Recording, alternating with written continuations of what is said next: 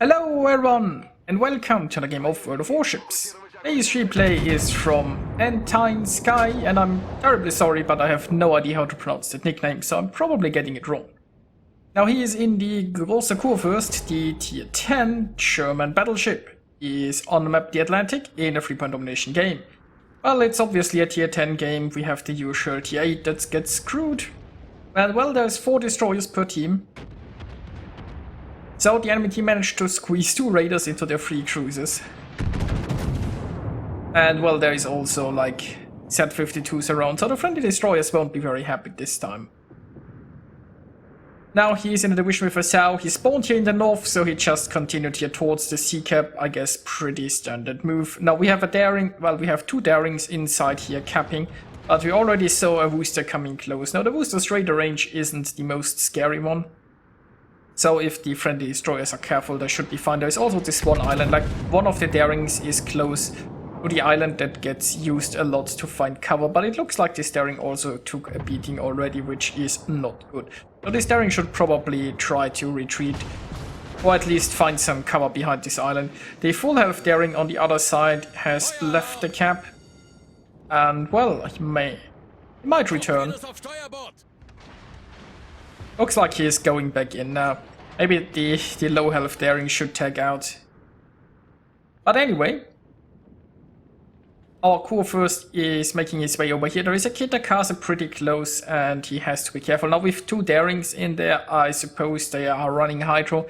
So they should provide some decent torpedo spotting, but still there is...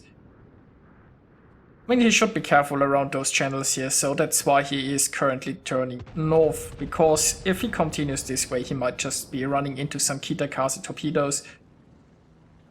Now, overall, there are some reinforcements coming this way. Now, if the Iowa would stay, like, just go a little bit further and then maybe stay here, and the 2 battleships here could push around the flank. This might create some nice crossfires. We also have an Izumo and possibly a Salem coming in here. Now the friendly team is obviously not getting the A cap because they don't really have many ships there. There seems to be a cover Rosk in the midst of the friendly team. Let's hope those guys can this down. But there aren't many enemies here, right? Now we know there is a Kitakaze, and that Kitakaze is scary for the battleships because of torpedoes. Now the Kurfürst does have hydro, so there is that. And look at that, there's a Worcester. I mean, Worcester is already starting to angle, but it's a Worcester. He's pretty squishy, so let's see what those shells can do. And 2 bounces. Well, it happens. Now we have the low health daring actually executing a pretty daring push, especially considering the presence of that Worcester there. Yeah, I think he is gone. Now we also... I've spotted a Z-52 here, which explains why the other daring is probably running away. Like the Z-52, if he's sitting behind this island, he can hydro an immense area inside this cap and probably scare away some of the destroyers. So I hope that daring can get a torpedo into the Kitakaze or so, but this daring is pretty much gone here, I'm afraid. Now, I'm not sure if this daring was running hydro, but it's somewhat likely, so if torpedoes would have been launched earlier, they should have been spotted. But the Kitakaze, like, now that he's making a pass, the Kitakaze could launch torpedoes towards the Kurfürst. Of course, he is limited by this channel, so if he keeps going, like, forward, he should be fine. Now, personally, I would go for a hydro here, just to be safe. But he might just be waiting a little bit longer. Now, of course, it's a big ship, not the fastest one, so it takes him a while to get in there, and that's exactly what he wants to do. He wants to push in there, so he's waiting with hydro a little bit longer. Because I guess he feels like the island is currently providing enough torpedo cover. Now he went for the more broadside Sao against a good angled Yamato. The Yamato is pretty low, so I feel like hitting the Yamato might have been worth it, even if he doesn't do a lot of damage. Taking down this Yamato seems like a good idea. And now he is pushing into the sea cap because, well, the friendly team really has to push hard here. He has the hydro, so he can potentially get rid of those destroyers. Like, the Iowa is also making an aggressive move, but the Iowa kind of lacks the hydro. So, considering that we know there are 2 destroyers around, it looks like the Kitakaze fled quite a bit. But there are probably torpedoes from the set and the Kitakaze coming in here. So, well, let's see how good the Iowa torpedo beats, I guess. Now, meanwhile, the Amaki is continuing this push over here. Now, as long as the Amaki keeps pushing full speed forward, it should be fine. Like, the friendly team has lost the majority of the map, and they still don't have a cap, so they really need to make something work around here. But I do have the ships. Now I want to push in from all sides, crush the few ships that are still around, and then immediately move towards the B cap. And there goes the Iowa.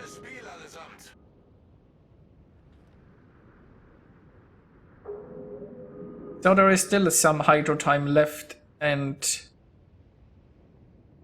probably... Oh, there is the Z52.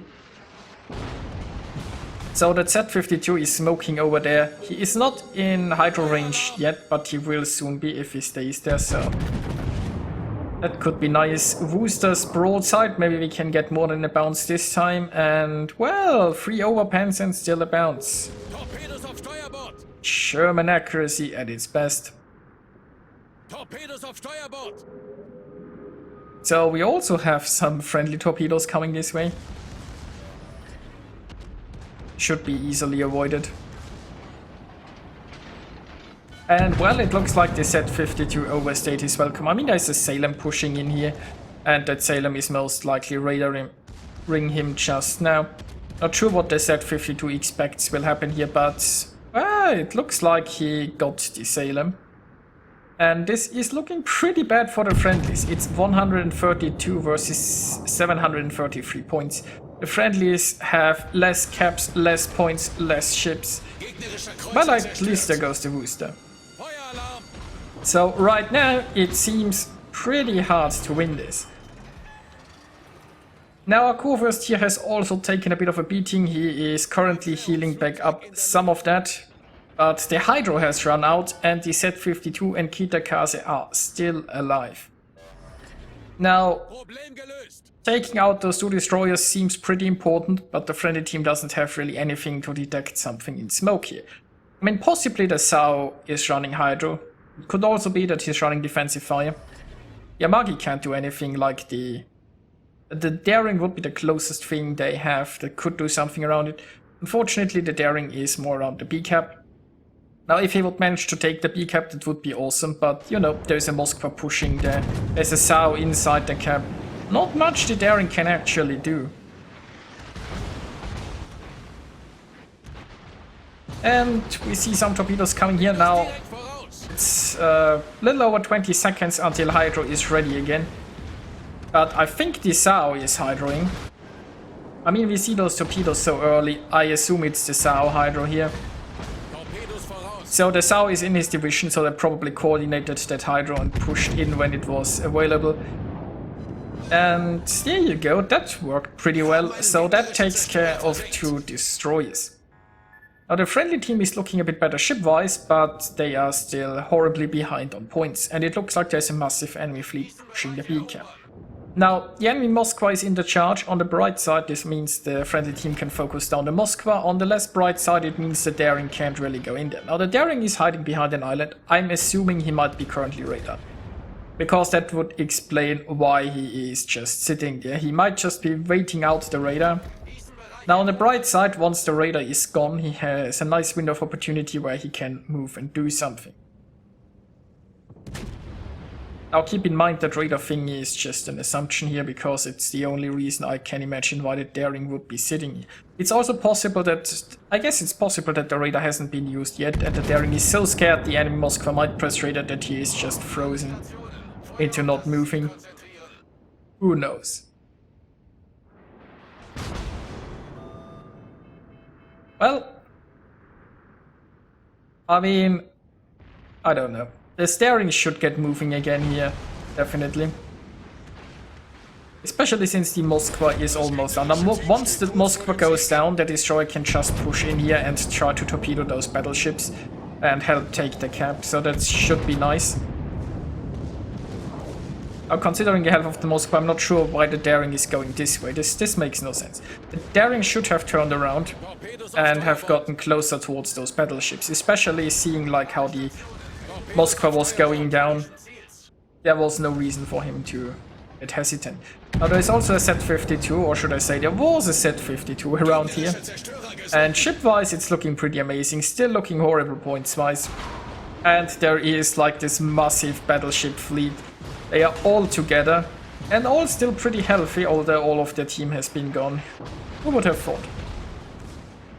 Now if they had the daring like pushing in here, that would have been pretty nice for the daring. He could have farmed quite a lot of hits there. Meanwhile, friendly Shima has taken the A-cap, considering the points might have been a good choice, and now he is coming back to help out with torpedoes, I assume.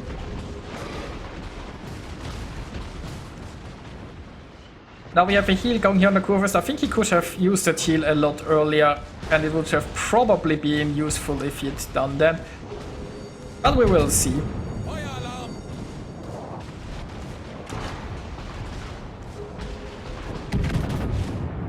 I personally would have aimed a little bit higher, but it looks like it was high enough. He got his penetrations for massive damage. Now it's triple Musashis. Interesting. So that's a lot of firepower there. He is focusing on that one Musashi here. He's trying to angle while also using his guns. So he might just be trying to ram, or maybe he's just going for the nice citadel shots here. And there are the citadels. The Kraken's unleashed, and there are some friendly torpedoes coming because torpedoing in a brawl is... you probably shouldn't torpedo in a brawl. Now, he is down to 394 hit points. Now, if he'd used that heal a bit earlier, it might have been ready again.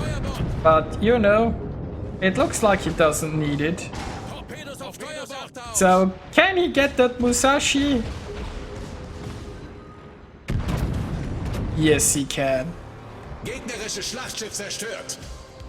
So here we are with the results, and Ntinsky, I'm sorry, I still don't know how to pronounce the nickname, but he earned himself 2,410 base experience, and very nicely done.